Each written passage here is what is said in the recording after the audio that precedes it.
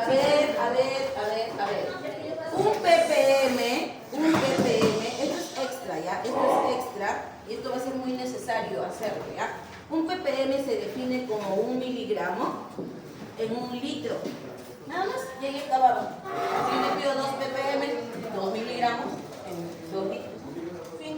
Entonces, no sé, me han puesto integrales, derivadas, no sé qué me sucede. Entonces, esta es la definición de un ppm. Aquí no entra ni teta de permanganato, yo no estoy pidiendo normalidad.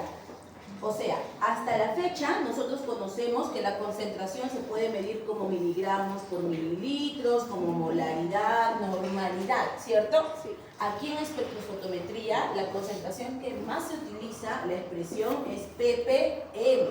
Como ustedes bien lo han dicho, es parte por millón. Pero ¿qué significa en realidad esta parte por millón? ¿No? Algo, relacionarlo a algo que yo ya conozco. Esto, 1 miligramo en 1 litro. Entonces, si yo les mando a ustedes a preparar, un ejemplo, 250 mililitros de permanganato de potasio que esté a 2 ppm, lo que yo quiero es que 2 miligramos de permanganato esté en ¿cuánto? En 1 litro, ¿cierto? Porque 2 ppm, ¿qué era ppm? Es 1 miligramo en 1 litro. Entonces, ¿qué es 2 ppm? 2 miligramos en 1 litro. Esto es lo que yo quiero. Yo quiero, para los que les ha tocado esto, quiero 2 miligramos en 1 litro. Quiero que esta proporción se mantenga. Entonces, como yo te he pedido que prepares 250 a esta proporción, haces tu regla de 3. ¿Cuánto estará en 250 mililitros? Esto es 1000, ¿cierto? Entre 4, 250. 2 entre 4, 0,5. Entonces, tu respuesta es peso 0,5 miligramos de permanganato y lo llevo a una fiolita de 250. Ahí aseguro que esto es 2 ppm. Ya. Entonces, esto, la próxima clase vamos a hacer un montón. Ahorita te lo dejo así como un spoiler. Pero esto al menos trata de resolverlo, porque si no, las otras clases ya va a ser chino si no tienes eso, ¿ya? Muy bien. Entonces, vamos a hacer un repaso. Voy a hacer un repaso de espectrofotometría. Más que un repaso, voy a dar como que la merluza de la espectrofotometría, ¿ya? Entonces, con mucha atención. Tiene sueño, compañero. ¿Qué tipo de análisis es la espectrofotometría? Cuantitativa. Es cual y cuanti, la verdad. Son los dos. Pero es un análisis de tipo instrumental. Lo primero, ¿se acuerdan? ¿O es un análisis clásico? No, es un análisis instrumental. Es un análisis, entonces, ¿qué beneficios tiene? A ver, Bonifacio, ¿dónde estás? ¿Qué beneficios tienen los análisis instrumentales frente a los clásicos? Acuerden. Ya, un ejemplo de análisis clásico, Bonifacio. ¿Qué has hecho las 4 primeras semanas en el laboratorio? ¿Qué has hecho en la práctica? Ese es un análisis de tipo clásico. Excelente. A ver, o bien, entonces, ¿cuáles son las ventajas de un análisis instrumental frente a un análisis clásico? Son más precisos. Más precisos, más exactos, demandan menos tiempo, pero ¿cuáles son las desventajas? A ver, Bison. Que es más costoso. Más costoso y requiere más periodo de entrenamiento. Es por eso que espectrofotometría lo vamos a ver 4 semanas. ¿Ya? ¿Qué les he dicho? Motívense a saber espectrofotometría, porque casi el 70% de las tesis usa espectrofotometría, ya que es el equipo, digámoslo así, más instrumental que tiene la universidad. No contamos con HPLC todavía, ¿no? Sería un golazo, pero también hay que justificar pues, el HPLC, no tendríamos que hacer producción y todo eso para justificar el inversión. Pero sí tenemos espectrofotómetros. Pues muchas tesis salen con espectrofotometría. Rapidito sale. Muy bien. Entonces, es un análisis de tipo instrumental. Ustedes saben, yo voy a ir copiando, hablando, ustedes a la misma vez me escuchan, copian y yo voy borrando, ya, para hacerlo más rápido porque es un repaso.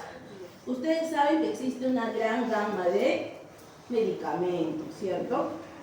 Entonces, estos medicamentos estos medicamentos se analizan de diferentes maneras, de muchas formas. Entonces, ¿por qué creen ustedes, a ver por ahí, por qué creen ustedes que algunos se analizan por técnicas clásicas, que es volumetría? ¿Por qué algunos se analizan por cromatografía? ¿Por qué algunos se analizan por espectrofotometría? ¿Por qué existen tantas técnicas de tipo analíticas? Existen tantas técnicas de tipo analíticas porque estos medicamentos tienen diferentes propiedades. Y no solamente propiedades atribuidas a su nombre, sino propiedades de esta ciencia madre que ustedes conocen, propiedades físico-químicas, ¿cierto?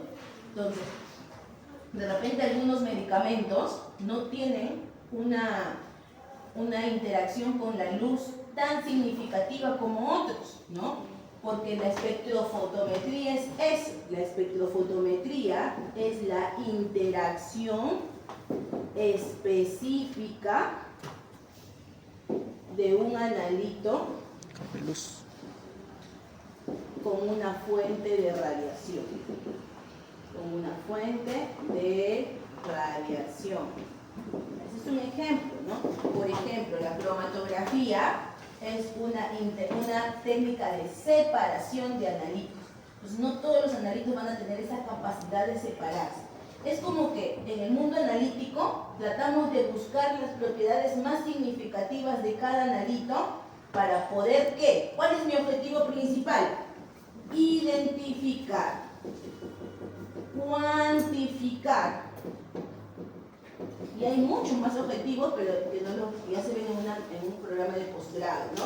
Pero a nivel de pregrado, ustedes, identificar y cuantificar es lo que más debe llamar su atención y ser su objetivo como analista. Saber, a ver, soy químico farmacéutico y soy consciente de la gran gama de medicamentos que existe, pero ¿cómo puedo participar en saber cómo identificar y cuantificar esa gran gama? Ya te dije, no todo se va a identificar y cuantificar por una misma metodología, ¿cierto? Se pueden usar muchas metodologías, pero algunas van a ser aplicables para tales analitos, otras para otros analitos y así. Hay más, hay un montón. Inclusive en la misma espectrofotometría existen tipos. Hay espectrofotometría UV-Vis, hay espectrofotometría infrarroja, hay espectrofotometría de absorción atómica, de masas, etcétera, etcétera, etcétera, ¿no? Muchas de estas se usan inclusive para determinar cocaína, drogas en sangre, etcétera, etcétera, etcétera, ¿no? Entonces, hasta ahí estamos bien, ¿no? Con la idea general de por qué existen diferentes técnicas y que en este caso, mira, justo la técnica que estamos estudiando tiene que ver fundamentalmente con qué muestras tienen esta capacidad de interactuar específicamente con la fuente de radiación. Ahora, ¿saben qué es la fuente de radiación? Es lo que ustedes comúnmente, un tipo de fuente de radiación es lo que ustedes comúnmente conocen como luz, ¿no? Cuando yo hablo de luz, ustedes de repente lo que viene a su mente es la luz solar, pero en realidad la luz solar tiene en parte la radiación ultravioleta, ¿correcto? Entonces no solamente existe ese tipo de radiación, no existe, existen muchas radiaciones. ¿Y eso dónde se ve? Donde se ven todos los tipos de radiaciones que conoce hasta la actualidad el ser humano en el espectro electromagnético. ¿Ya? El espectro electromagnético es como una escala, un compilado de todas las radiaciones que existen. A ver, les menciono algunas radiaciones que existen que ustedes conocen. Microondas, la radiación microondas. ¿Qué más? Tenemos, por ejemplo, la radiación visible, la radiación radio, la radiación UV, tenemos la radiación infrarroja, tenemos la radiación gamma, rayos X. Rayos X también, ¿no? Y así, etcétera, etcétera, etcétera, ¿no? Entonces, ¿ven? Ustedes solo conocían la luz solar y la radiación solar, pero ¿y estos tipos de radiaciones dónde están?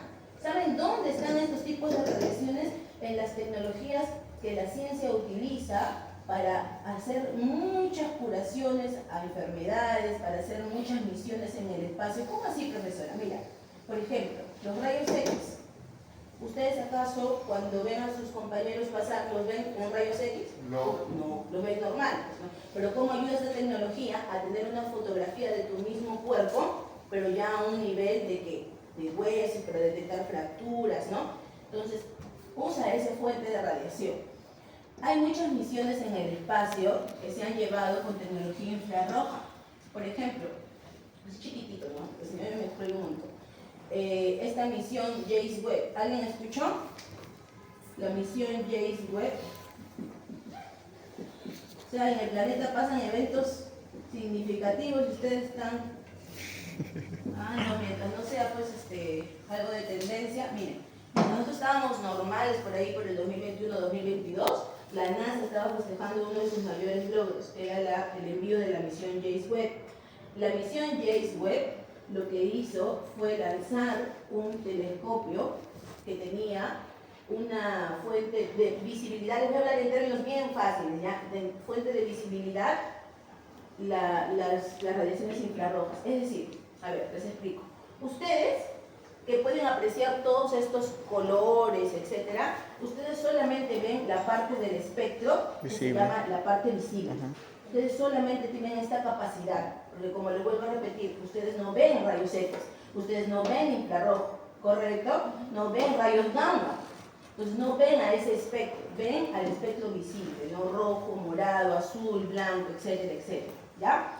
Entonces, este telescopio James Webb fue diseñado para que pueda ver como infrarrojo, ¿no? En términos bien fáciles, porque en realidad su diseño es mucho más complejo, ¿no? Entonces, James Webb obtuvo una imagen, que fue una imagen que se viralizó, ¿ya? Por ahí lo buscan.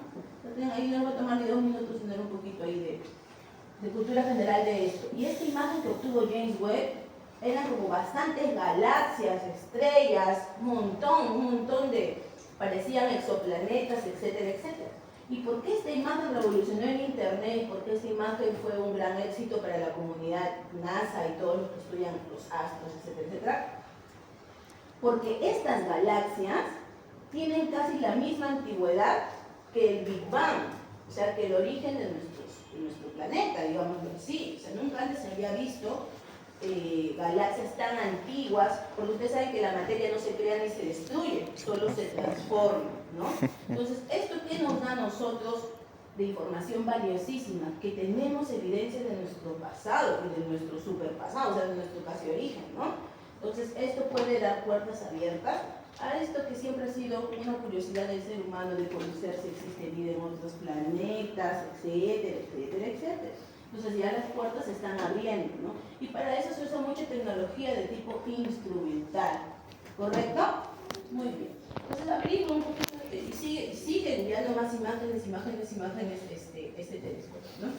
Entonces, ¿por qué creen ustedes que existe varios tipos de espectrofotometría? ¿Por qué? Porque va a depender, mira el concepto, espectrofotometría, interacción específica de un analito, como nuestro problema, con una fuente de radiación. Es decir, si el analito interactúa con una radiación infrarroja, la espectrofotometría, ¿cómo se llamará? Espectrofotometría infrarroja.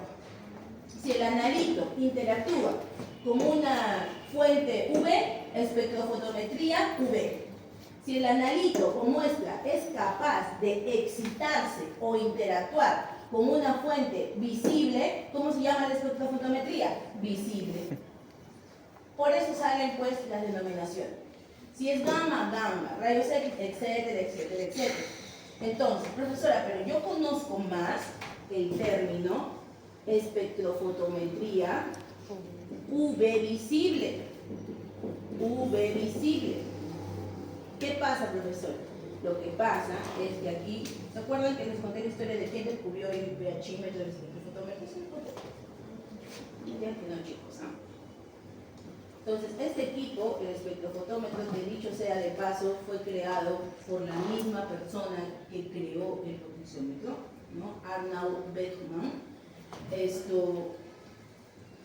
este espectrofotómetro tiene dos fuentes de radiación.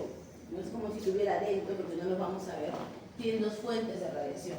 Si se activa una fuente, es la fuente UV. Si se activa la otra, es la fuente visible. O sea, lo que han hecho aquí nuestros amigos ingenieros, ¿no?, es acoplar. Ustedes saben que todo es mejor acoplándolo, ¿no?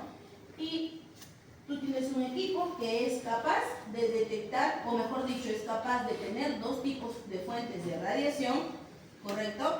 Y tú puedes acá colocar muestras que se exciten en el rango UV y en el rango visible. Solo de ti depende qué opción vas a seleccionar.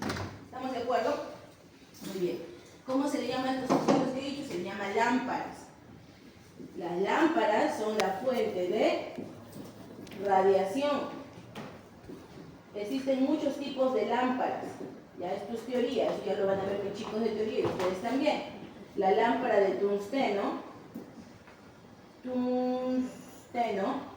y la lámpara de deuterio. La pregunta es, ¿cuál se activa para UV y cuál se activa para deuterio? Averigua. Entonces, eso igual lo dije también en mi clase que está grabada, ¿ya? Muy bien, entonces, hasta aquí, estamos bien, ¿verdad? ¿Qué consideraciones, ya yéndome más a la parte práctica, qué consideraciones debo tener yo cuando manejo el espectrofotómetro o hago una técnica espectrofotométrica, ya sea de tipo UV y visible? Primera consideración, y muy importante, ¿ah? Consideraciones. 1. La muestra problema debe ser líquida. Líquida. ¿Correcto? La muestra problema debe ser líquida. ¿Ya? Profesora, ¿quiere decir que hay técnicas que usan muestras sólidas? Sí, por ejemplo en la infrarroja. En infrarrojo es sólido, pero en UV vis es líquido. ¿Ya? Entonces voy a poner acá consideraciones UV vis. Segundo, cuando nosotros vamos a utilizar el equipo espectrofotómetro, ¿alguien ya ha tenido la oportunidad de usar o ver el espectrofotómetro? Levante la mano. ¿Dónde se pone la observancia? Todo el equipo. La observancia. Ya lo vamos a reconocer. ¿Dónde se pone la observancia? No, o sea, donde sale la observancia de... ¿Dónde sale? Ajá, de la observancia. Entonces, la muestra debe ser líquida. Lo único que tú como analista debes manipular es la celda.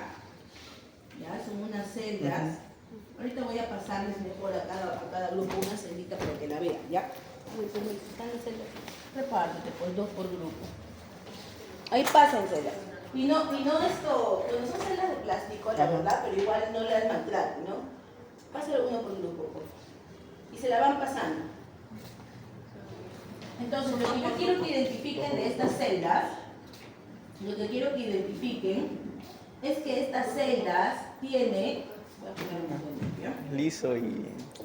tiene 2 caras lisas y 2 caras rugosas. ¿Cierto? Sí. A ver, por ahí todos gánense con esa experiencia, pues chicos, a ver. No se preocupen que todos ustedes van a manejar el de la Ay, qué miedo. sea la fuerza, pero que eso lo manejan. Jamás ni cara la puedes. Recuerden que en esta unidad el examen es práctico, o sea, el examen es de... El examen es o te sale o no te sale en el espectro. Yo fui. A veces cuando doy estos exámenes prácticos mis alumnos vienen más nerviosos, se persignan, y todo hacen, ¿no? Y están así, echando el espectro. Y yo digo, pero a mí solo me importan los resultados. Están viendo, pero ahí está rotable, ¿no? Muy bien. Entonces, esta especie de celda que he tratado de dibujar tiene 2 caras. Aquí mucha atención, mira. Estas caras que voy a pintar de verde, digamos que esta es la cara trasera, ¿no? Y esta es la cara de adelante. Estas 2 caras les voy a poner como caras lisas. Y estas caras, en cambio, que están acá y acá, son las caras rugosas. El analista siempre debe manipular la celda por la parte rugosa. ¿Ya? Debe manipular la celda por las caras rugosas. ¿Por qué? Porque por las caras lisas va a pasar la luz. Por estas caras lisas que he dibujado, por aquí va a pasar la luz. Miren que todas estas indicaciones que les estoy dando no las voy a volver a repetir. Otra semana vamos de frente al acto. ¿Ya? Entonces, yo veo ahí un analista que me está agarrando la parte lisa, pues definitivamente no ha estudiado, no ha repasado, entonces va a malograr la muestra. ¿Correcto? Entonces la luz pasa por las caras lisas. Entonces yo no debo manipular las caras lisas. ¿Ya? Yo siempre debo agarrar de la parte rugosa. ¿Qué más? ¿Hasta dónde debo llenar mi muestra? Porque esta es una celda que efectivamente ustedes van a tener una muestra preparada y la van a llenar. Han visto ahí que tiene un orificio para llenarse, ¿cierto? No se puede llenar la celda hasta el 100%, ¿no? A veces tengo otros alumnos que rebalsando hasta el último ya está atrás, ¿no? No. La celda se llena con la muestra hasta aproximadamente un 80 o 75 o 80% de capacidad, ¿ya? ¿Por qué? Porque Dios tiene una razón. Porque si tú lo llenas bien aquí o al ras, cuando tú coloques esta celda en el espectro, no es que el espectro tiene un compartimento bien así rápido de encajar, no, hay como un toque. Ustedes se van a dar cuenta, cuando inserten la celda, no va a ser fácil encajarla, digámoslo así, van a tener que hacer una pequeña presión. Imagínate que estás en ras, la derrama, me valoras el equipo y encima el resultado te sale pésimo, pero lo peor es que valoras el equipo, ¿no? Entonces, mucho cuidado con eso. La celda se llena con la muestra hasta aproximadamente un 75-80%. ¿Qué necesito yo? Porque profesora, yo recién estoy empezando, van a ser mis primeros análisis, ¿no? De repente yo no tengo la precisión de usted que en ese agujerito, porque en ese agujerito ustedes van a tener que insertar desde una fiola, desde un beaker. Y ustedes saben que los picos de la fiola no son tan amigables, ¿no? Son círculos, van a tener que insertar. ¿Qué pasa si inserto y ¡plá! Se me derrama? No hay problema, no hay problema. Para eso siempre tienes que tener un beaker de desecho. Ese beaker de desecho lo vas a colocar siempre, cada vez, miren que estoy diciendo, cada vez que vayan al espectrofotómetro, llevan estas tres cosas.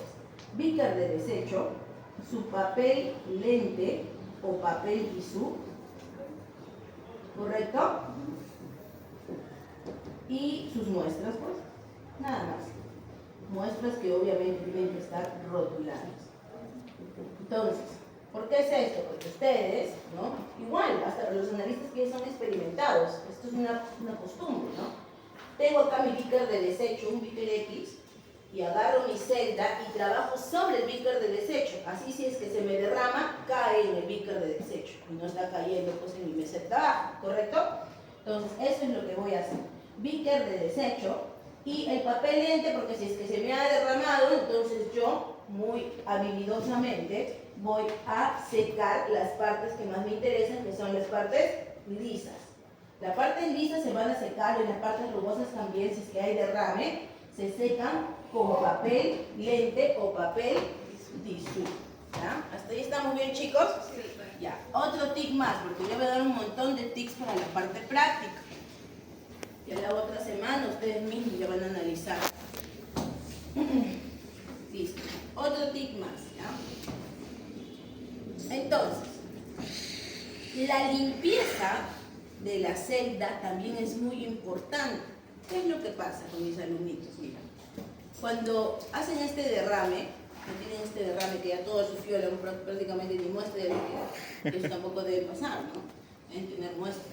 Entonces, empiezan a limpiar y limpian, así lo frotan, quieren que quede ya, quieren que sacar lustre a esa celda. No es así. Se limpia también, no a toquecitos, esto no es potenciometría, porque yo sí quiero hacer de que acá no haya nada de gotas de agua, ¿cierto? Pero yo no debo estar utilizando, miren este criterio, yo no debo estar utilizando un papel que ya está desintegrándose, ¿no? ¿Cómo es este papel tisú? Imagínense un papel tisú, eso que limpian sus lentes, ¿no? Y está en contacto con algo mojado. Si ustedes siguen limpiando, el papel se va a desprender. Entonces, imagínate que eso desprendido quede un poquito, de repente tú ni lo vas a ver, pero por acá va a quedar un poquito, por acá por las caras lisas. Entonces, ¿cuál es el objetivo acá? Que la limpieza de la celda debe ser óptima. ¿Y cómo es eso? Debe ser rápida y debe tener pocas pasadas con el papel lente. Ya, a eso voy. Y si ya veo que mi papel lente está pues ya muy usado, cambio de papel lente, cambio de papel tisú. Tengo estudiantes bien tacañitos que con un papel lente tienen sus 20 celdas quieren limpiar. No es así. Hay un riesgo acá. ¿Ya? Muy importante. ¿Qué más? ¿Qué más? Les dije que siempre tienen que venir con un beaker de desecho, con el papel lente o papel tisú, con las muestras rotuladas y con su blanco. Ahorita les voy a explicar de qué se trata eso. Ok, voy a poner un videito así bien rapidito, de un minuto. Vayan tomando nota, ¿ya? Y acabamos. Ahora quiero ¿hasta ahí hay pregunta? A ver, voy a preguntar yo entonces. A ver, González, ¿dónde estás? Pregunta. ¿Cuál es el fundamento de la espectrofotometría UV-Vis? UV-Vis, Fuerte. determinar la interacción que tiene entre una radiación específica. Bien puede ser el ultravioleta o el visible, Muy bien. dependiendo de la onda. Muy bien. De metilo, ¿no? ¿Alguien ha trabajado con el azul de metileno? Sí. No, claro. ¿Qué color tiene? Azul. Entonces, esas muestras que son coloreadas, suelen excitarse con la luz. ¿Y qué tipo de luz crean ustedes? ¿UV o visible? Visible. Estamos diciendo que lo visible es lo que vemos. Entonces, de alguna u otra manera, las muestras, por ejemplo, hay una muestra que es el dicromato de potasio. El dicromato de potasio no tiene color, pero se excita con un tipo de luz UV o visible. ¿Cuál creen ustedes? No tiene color. UV. Está como el chavo. ¿Qué? Ya, ahora sí. Bueno, lo estoy grabando, ¿no? Por si acaso. Es que desde ahí no se llega a ver. Segundos de su tiempo. ¿Llego a ver el de cruz? Ahí está. ¿Ves? Te perdiste de la clase. Cero, ya.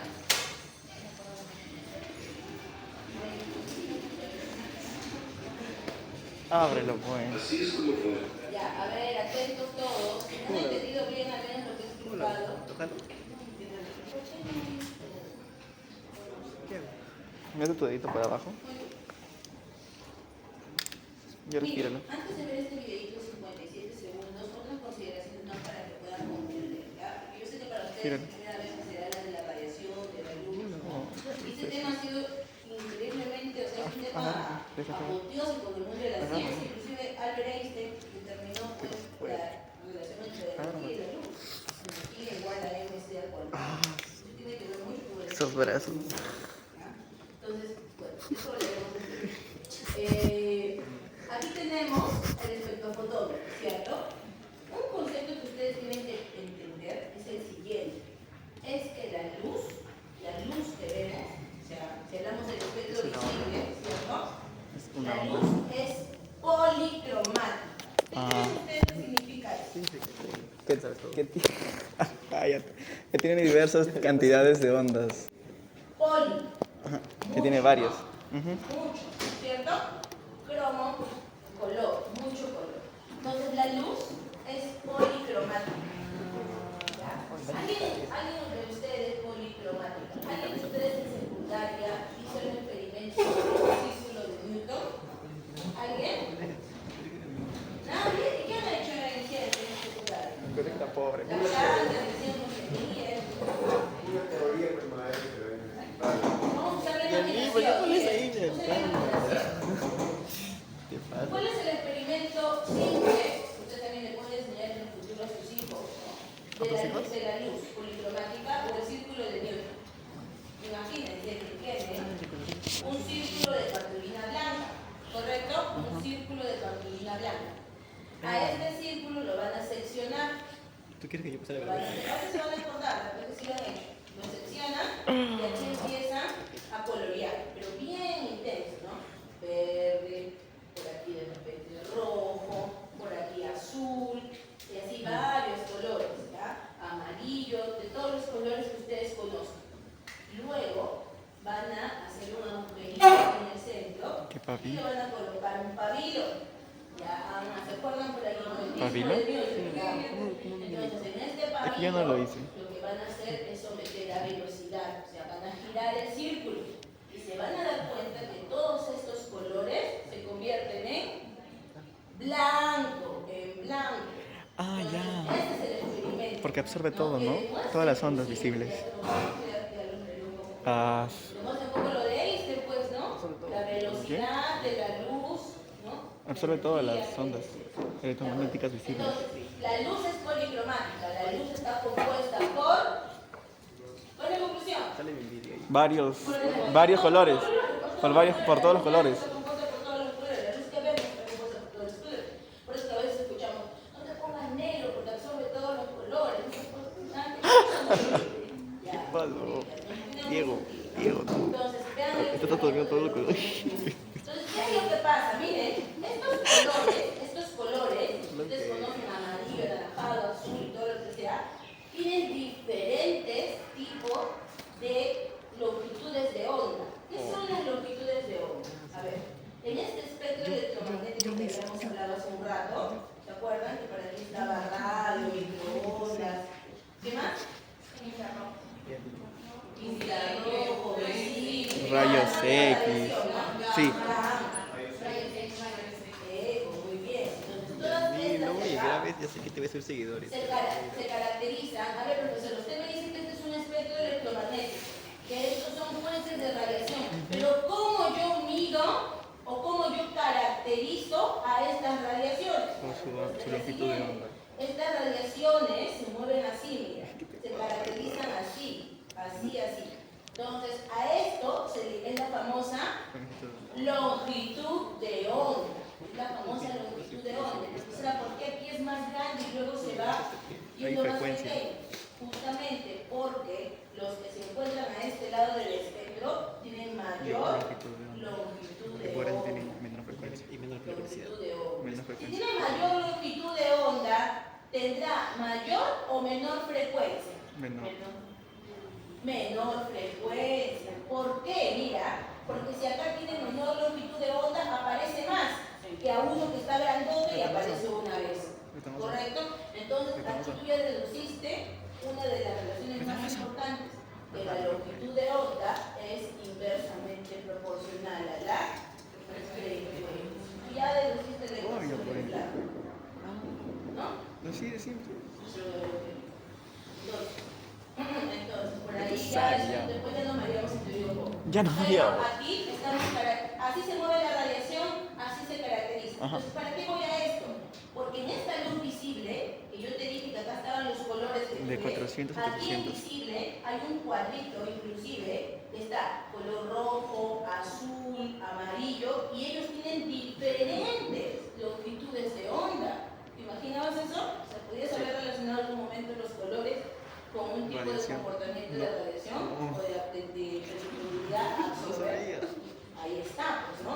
Entonces, ahora lo voy a vestir siempre de tal color, profesor. Quiero que la reacción. Quiero que la reacción me llegue. Cuando es blanco absorbe todos los colores. Todos los colores. O no absorbe ninguno. Todos los colores. Y cuando es negro. Tú debes saber, pues. No, es que yo no me veo, güey. Claro. Está bien. Y tu espejo. O sea, yo también absorbo colores. No estás absorbe colores. Todos son colores. Ahí está, mira, ¿ves? Este es el famosísimo espectro electromagnético, ¿cierto? ¿Chicos? Sí. Ya.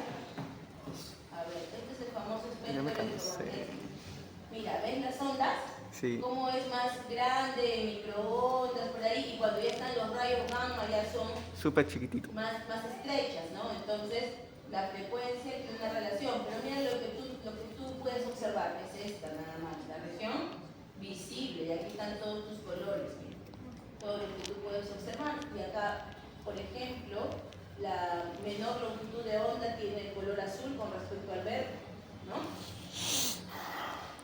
Ahí está. Entonces es una manera de caracterizar el tipo de Longitud radiación. de radiación. ¿Cómo el pH? Está bien, pues. Sí, Sí. podemos decir lo que Es una caracterización. analogía. Mira, Es análogo, sí, pues tienen la misma base. longitud de onda aproximada de los colores 390, 435, esto. Entonces, si absorbe este de acá, este color, te refleja otro color. Ajá, su Y eso complemento. más adelante, eso más adelante. Lo que te dije, pues. Ahora, algo importante también que no les había Ya diga la mencionado, mano, aparte de esto, bueno, ya después se los voy a mencionar, pero aquí el objetivo Ya, antes de Lee, ver te voy a el video grabar a es ti, que ah. la luz es policromática. ¿Qué pasó con Luz? Está compuesto Sí, por cállate. diferentes tipos de colores, ¿ya? Entonces, cuando yo tenga un analito, no es que toda la luz Lo va a absorbe. ser capaz de excitar a mi muestra. No. No es así. Es como que- Solamente una fuente de radiación, para hablar en cristiano, solamente uno de estos, si es que fuera en el espectro visible, solamente una de estas No fuentes llores, que voy a es la te- que va a excitar a mi muestra y le va a hacer originar una Claro. respuesta. Por eso usan Una todos los. respuesta Por eso usan la luz. específica, ¿correcto? Y eso es bien importante, porque eso hace de que mi muestra Claro. tenga como un DNI. O sea, el anaranjado de metilo no se va a excitar de la misma manera que el azul de metileno, no se va a excitar de la misma manera que el permanganato de potasio. Todas esas muestras se van a excitar de diferente forma. Entonces, eso hace que la espectrofotometría pueda identificar, ¿no? Y ya si queremos medir el nivel de excitación, eso es la cuantificación. Entonces, estamos partiendo de que la luz es policromática y que solamente en el equipo va a haber un llamado monocromador. ¿Qué es eso? ¿Qué es el monocromador? Es el que va a seleccionar la longitud de onda, esta es longitud de onda, ¿ya? Específica, que va a ¿qué? A excitar a mi muestra y me va a generar una respuesta. Ese es el fundamento de la espectrofotometría. A ver, ahora sí, escuchen. Así es como funciona una... Visible, se activó la lámpara visible y ha hecho de que esta luz se transforme. ¿Ustedes creen que todas estas luces van a excitar a esta muestra? No, solo una. Es por eso que en el equipo existe un llamado prisma o también monocromador, que justamente su nombre es eso. ¿No? Tengo una luz policromática, entonces como monocromador voy a seleccionar una nada más, ¿no? Ahí está. y se hace girar de modo que solo una longitud de onda específica de luz llega a la rendija de salida. Entonces la luz interactúa con la muestra. Desde este punto, el detector mide la transmitancia y absorbancia de la muestra. Ya, listo, ya acabó. Esa es la que yo llamo excitación, lo que es capaz de absorber la muestra. ¿Correcto? ¿Ves? Yo ya Y ahí es te donde dije todo nacen eso. estos conceptos Mi de clase absorbancia, hace- transmitancia, cuánto absorbe la muestra, cuánto clase transmite. estudia todo. Es una propiedad específica de la muestra. Qué Está rico macho. caracterizando de manera específica. ¿Ya? A ver, Bonifacio. Pregunta, después de lo que hemos visto y lo que hemos hablado. ¿Todas las fuentes de luz interactúan con la muestra? No, ¿Por qué? porque básicamente son como usted, como tanto se ve en la imagen como usted dijo, va a venir una luz, tendría que reflejar. Muy bien. ¿Eso se logra gracias a quién? ¿Qué dispositivo hay en el equipo que hace que solamente... El modo ¿El qué? El monocromador. Muy bien, muy bien. El ¿Qué palos arregla? ¿Ya? Imagínate que estás en tu celular viendo las diapositivas, ¿no? Siempre. Ya, muy bien. Entonces, hasta ahí, ¿se entendió? Sí. Eso es un concepto facilito de la espectrofotometría. O sea, uno tiene que tratar de comprender eso. Ahora, antes de ir a ver el equipo y ahí concluimos, vamos a hacer un ejemplo, ¿ya? Un ejemplo. Por ejemplo, miren chicos, acá.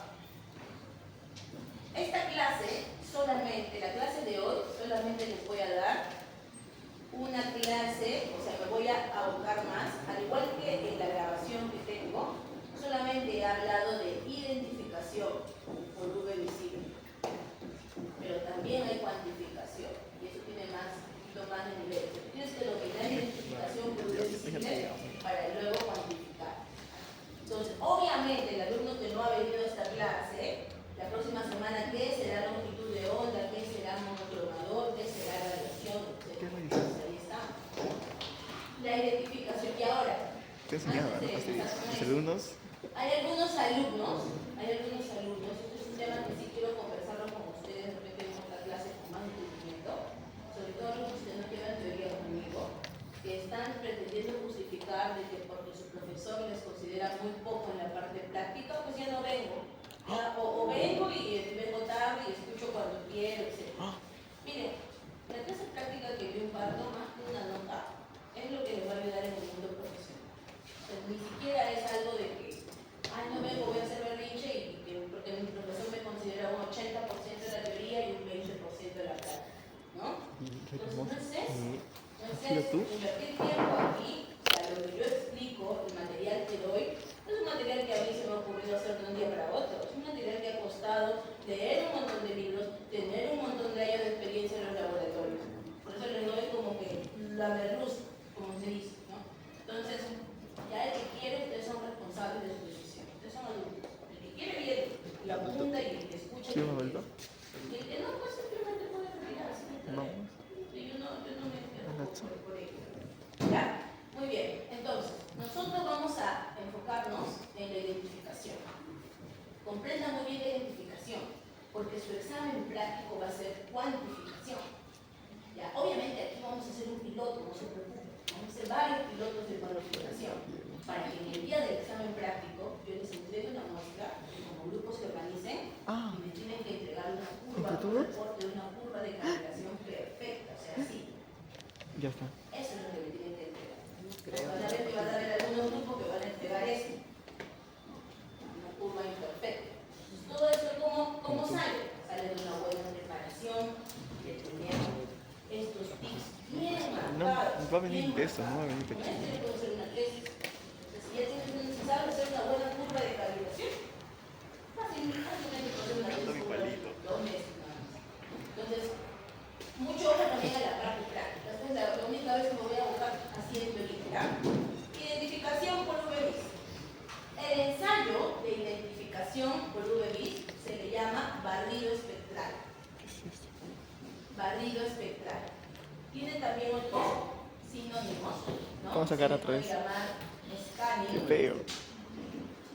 rastreo, etc. Rastrero, es un rastrero. ¿Ya? Escaneo, rastreo, etc.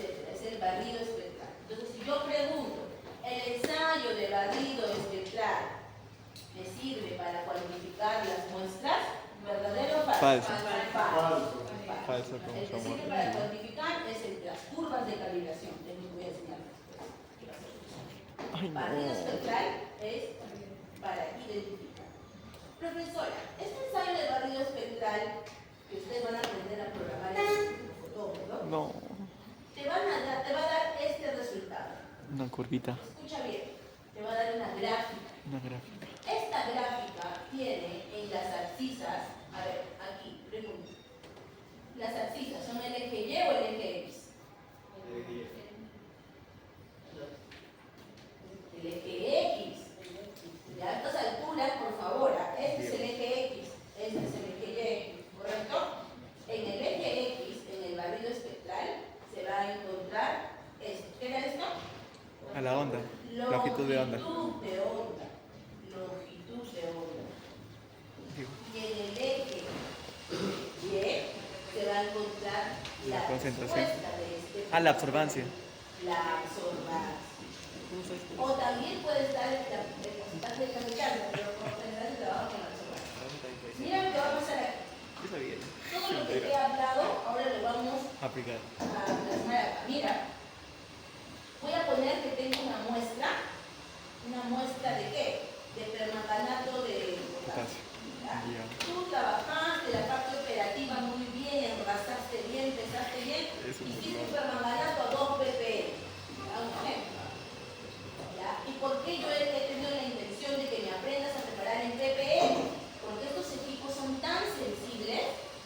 que usar pequeñas concentraciones. Por eso tú tienes que ser un experto preparando el ppm. La otra semana lo vamos a repasar más, ¿no?